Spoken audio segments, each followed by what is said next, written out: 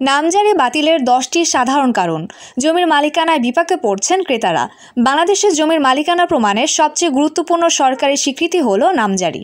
জমির রেজিস্ট্রির পরপরই এটি করা বাধ্যতামূলক, কারণ নামজারি সম্পন্ন না হলে সরকারিভাবে আপনি সেই জমির মালিক হিসেবে গণ্য হবেন না।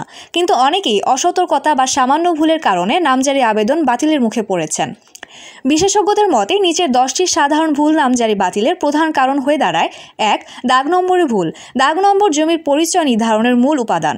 দলিলে ভুল দাগ নম্বর থাকলে তা রেকর্ডের সঙ্গে মেলে না, ফলে নামজারি বাতিল হয়। করণীয়: দলিল করার আগে খতিয়ান দেখে সঠিক দাগ নম্বর যাচাই করুন এবং ভুল থাকলে সংশোধন করুন। 2. চৌহদ্দি বা সীমানা বর্ণনায় ভুল। মৌজা, সাবেক মালিক, দাগ, চৌহদ্দি ইত্যাদিতে ভুল তথ্য থাকলে নামজারি হয় না। করণীয়: অভিজ্ঞ দলিল লেখকের সহায়তায় দলিল প্রস্তুত করুন এবং প্রতিটি তথ্য ভালোভাবে যাচাই করুন। 3. ভোটার আইডি ও দলিলের নামের অমিল। দলিল ও জাতীয় পরিচয়পত্রে নামের বানানে বা তথ্যের অমিল থাকলে আবেদন বাতিল হতে পারে। করণীয়: দলিল ও ভোটার আইডির নাম এক কিনা যাচাই করে প্রয়োজনে সংশোধন করুন। 4. মালিকানা ইতিহাসে ধারাবাহিকতার ভুল। CSSARS রেকর্ড অনুযায়ী মালিকানা ইতিহাস সঠিকভাবে উল্লেখ না থাকলে নামজারি হয় না।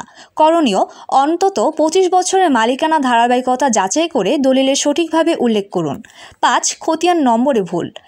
দলিলে থাকা খতিয়ান নম্বর যদি সর্বশেষ রেকর্ডের সঙ্গে না মিলে আবেদন বাতিল হয়। করণীয়: সর্বশেষ রেকর্ড অনুযায়ী খতিয়ান নম্বর সঠিকভাবে দলিলে অন্তর্ভুক্ত করুন। 6. জমি পূর্বে অন্যের নামে নামজারি হওয়া। একই জমি একাধিকবার বিক্রি হলে বা নির্ধারিত সীমার বাইরে বিক্রি করলে নামজারি বাতিল হয়। করণীয়: কেনার আগে ভূমি রেকর্ড ও দাগ নম্বর যাচাই করে নিশ্চিত হন জমিটি আগেই অন্য কারো নামে নামজারি হয়নি। 7. অর্পিত সম্পত্তি। সরকারি নিয়ন্ত্রণাধীন বা অর্পিত সম্পত্তি ভুলবশত ব্যক্তিগত মালিকানা ভেবে বিক্রি করা হলে নামজারি হয় না। করণীয়: ভূমি অফিসে গিয়ে দাগ অনুযায়ী জমির আইনগত অবস্থা নিশ্চিত করুন। 8. খাস জমি অন্তর্ভুক্ত থাকা। ব্যক্তিগত জমির ভেতর খাস জমির অংশ থাকলে সেটিতে নামজারি হয় না। করণীয়: জমির প্রতিটি অংশ খতিয়ান ও দাগ অনুযায়ী পরীক্ষা করে দেখুন। 9. নদী ভাঙন বা সরকারি খাস জমির অংশ থাকা। জমির কোনো অংশ যদি নদী ভাঙনে পড়ে বা সরকারি খাস জমি হিসেবে চিহ্নিত হয় তাতে নামজারি বাতিল হয়। করণীয়: মাঠ পর্যায়ে গিয়ে জমির ভৌগোলিক ও আইনগত অবস্থা যাচাই করুন। 10. ওয়ারিশানদের অংশের বাইরে জমি বিক্রি করা। ওয়ারিশানদের কেউ নিজের অংশের বেশি জমি বিক্রি করলে পরবর্তীতে ক্রেতা নামজারিতে সমস্যায় পড়েন। করণীয়: বর্তনামা ওয়ারিশ সনদ দেখে বিক্রেতার বিক্রয় ক্ষমতা নিশ্চিত করুন। নামজারি বাতিল হলে করণীয়: 1. সংশ্লিষ্ট অ্যাসিলেন্ট অফিসে গিয়ে বাতিলের কারণ জেনে নিন। 2. ভুল সংশোধন করে নতুন করে আবেদন করুন। 3. কোনো দালালের মাধ্যমে অর্থ দিয়ে কাজ করানোর চেষ্টা করবেন না। 4. প্রয়োজনে উপজেলা ভূমি অফিস বা অভিজ্ঞ আইনজীবীর পরামর্শ নিন।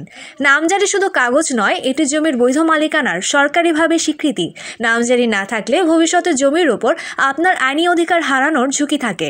তাই জমি কেনার আগে দলিল, দাগ, খতিয়ান ও মালিকানা ইতিহাস ভালোভাবে যাচাই করাই বুদ্ধিমানের কাজ।